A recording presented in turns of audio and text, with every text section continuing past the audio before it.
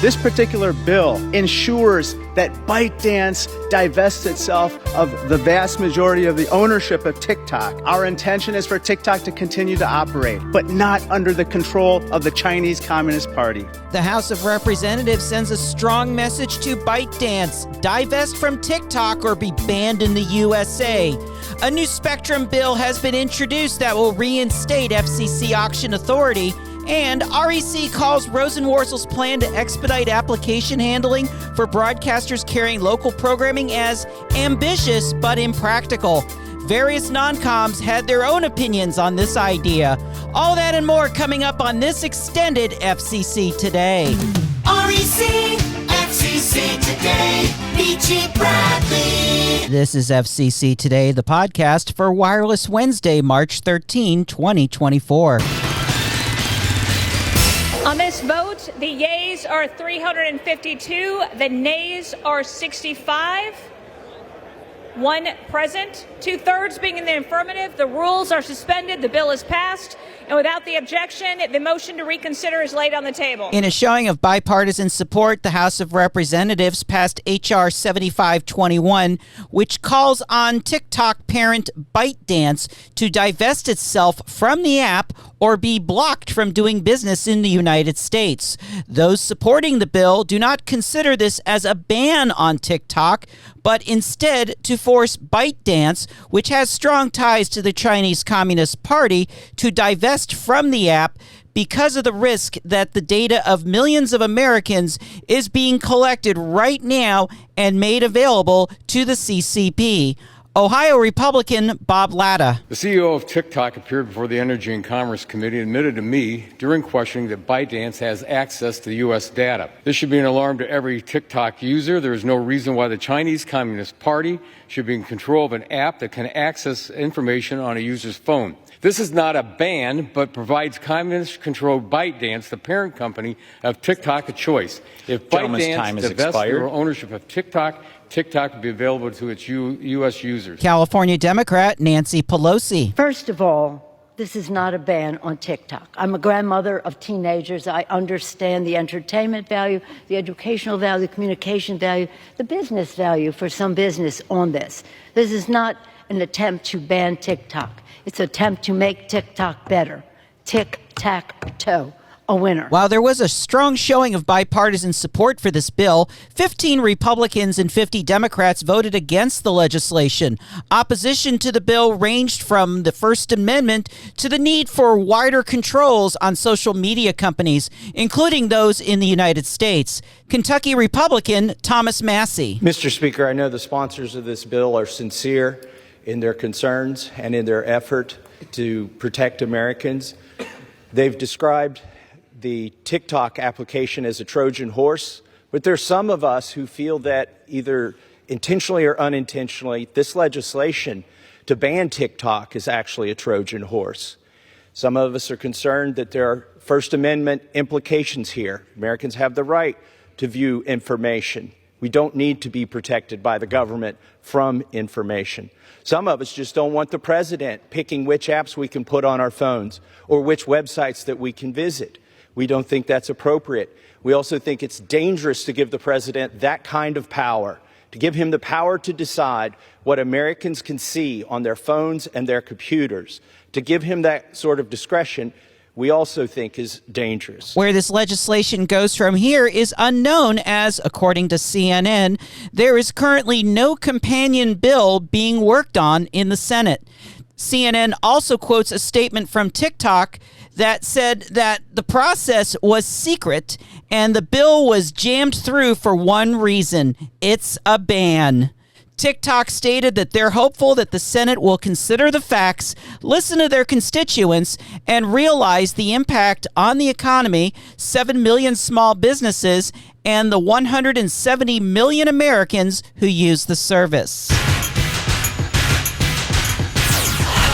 On March 11, Senate Commerce Committee Ranking Member Ted Cruz, Republican from Texas, and Subcommittee on Communications, Media, and Broadband Ranking Member John Thune, Republican from South Dakota, introduced the Spectrum Pipeline Act of 2024. Under this proposed legislation, it will require the National Telecommunications and Information Administration to identify 2,500 megahertz of mid-band spectrum that can be reallocated from federal use to non-federal or shared use within the next 5 years, renews the FCC's auction authority, which expired a year ago, and requires the FCC to auction at least 1,250 megahertz of spectrum to full-power commercial wireless services, including 5G, within 6 years, requires the FCC to allocate 125 megahertz of additional spectrum for unlicensed services,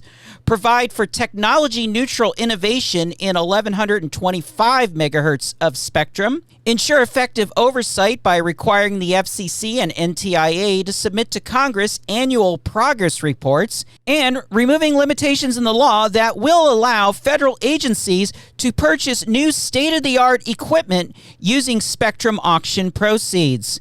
Broadband providers AT&T and Verizon both issued statements in support of the legislation. Verizon said that a spectrum pipeline is needed to meet consumers' growing demand for bandwidth and fuel a better connected future, calling the bill a vital step in assuring U.S. global competitiveness, bringing consumer choice to the home broadband marketplace, and delivering on the promise to close the digital divide. Commissioner Symington applauds the proposed legislation, calling it a common-sense approach to quickly identify and allocate spectrum for commercial use, recognizing and addressing the fact that the U.S. faces a shortage of licensed mid-band spectrum. He said the range of bands identified in this bill and the emphasis on licensed spectrum is crucial to allowing the U.S. to keep its competitive edge against China as the world's technology leader. The proposed legislation would extend the FCC's auction authority until September 30, 2027, and pertains to various bands of federal spectrum between 1.3 and 13.2 gigahertz.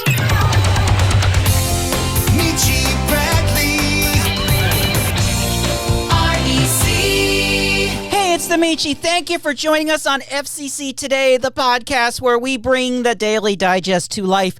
Look for this podcast on the Michelle Bradley YouTube channel. Please visit the channel, like the video, and hit that notification dinger to be informed of updates. FCC Today is also available through major podcast providers and on the web at FCC.today. YouTube channel subscriptions are important to us, so please subscribe. Thank you for your support. On Monday, the comment period closed on MB Docket 24-14, which proposed to allow the Media Bureau to provide priority handling of certain types of broadcast applications if the applicant can certify that they have been providing a minimum level of local journalism or other programming. Opposition to the rulemaking came from several major non-commercial broadcasters, such as Educational Media Foundation, Relevant Radio, and Bible Broadcasting Network. EMF, which runs the national networks K-Love and Air One, stated that their programming does serve local communities, even though they are not based in those communities, and that they have won awards for its public service. They also state that the proposed policy, quote, risks running headlong into a First Amendment minefield. National Public Radio stated that because the policy is limited to certain assignment, transfer, and renewal applications, public radio stations would not be able to reap much benefit, as these stations are not that frequently sold or traded like what happens in commercial radio. Media advocate Common Frequency, as well as Music First and Future of Music coalitions, took the elimination of the main studio rule to task, to the point of advocating for the return of that rule to help assure that local communities are represented on the radio.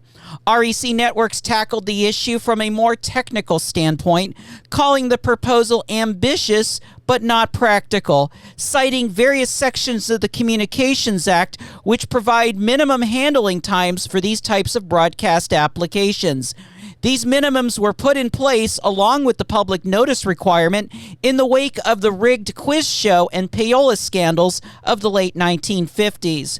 REC also noted how many assignment applications that do not have any issues or pleadings are already being handled fairly fast, with a large majority in less than 90 days. REC also notes that even giving expedites on assignment applications can raise the value of sale prices, further shutting out minorities and new entrants, and that the whole program is volatile because one informal objection, even if it contains zero merit, can completely torpedo the benefits being offered under the proposed policy change. Both REC and Common Frequency stated that if the commission wanted to support local radio, they should immediately consider REC Network's Simple 250 petition for rulemaking, RM 11909. Common Frequency also endorsed REC's translator reform petition, RM 11952. Sinclair Broadcasting, which recently closed and consolidated newsrooms, said the commission should be looking at more constructive steps, such as leveling the playing field between broadcasters and cable satellite providers on retransmission consent fees, accelerating the transition to ATSC 3, as well as reforms in ownership and enforcement. Noticeably quiet from the proceeding was the National Association of Broadcasters. However, in a February ex parte presentation to the staff of Commissioner Gomez, they stated that many stations simply cannot afford to produce a wide array of local originated programming, and that establishing a carrot in the form of expedited handling will not address the fundamental challenges affecting broadcasters who would like to initiate or expand local program production. Reply comments on MB Docket 24-14 are due on April 8, 2024. The Public Safety and Homeland Security Bureau has announced the comment dates for PS Docket 15-24 related to multilingual emergency alerting. Comments will be due by April 8, with reply comments due by May 6, 2024. And finally, a dinger no more. The video division has canceled a notice of apparent liability against the licensee of KPYX-TV, San Francisco, California. On January 11, 2024, the video division issued the NAL in the amount of $3,000 based on a statement that the licensee did upload 6 issues lists, but they uploaded them into the wrong folder of the online public inspection file system and did not advise the division where they are located. Some of the missing files were found and re-uploaded in the proper place, and even though the station is still missing some quarterly reports, this was considered de minimis by division staff, and as a result, the dinger, or the NAL, was canceled. FCC Today. FCC Today, the podcast, is available on the Michelle Bradley YouTube channel. Please like the video and subscribe to the channel. It's also available on Podbean, TuneIn, Apple, iHeart, and other podcast providers. For up-to-the-minute action at the Media Bureau and throughout the agency, visit our website at FCC.today. REC Networks, always on at RECNET.com for assistance.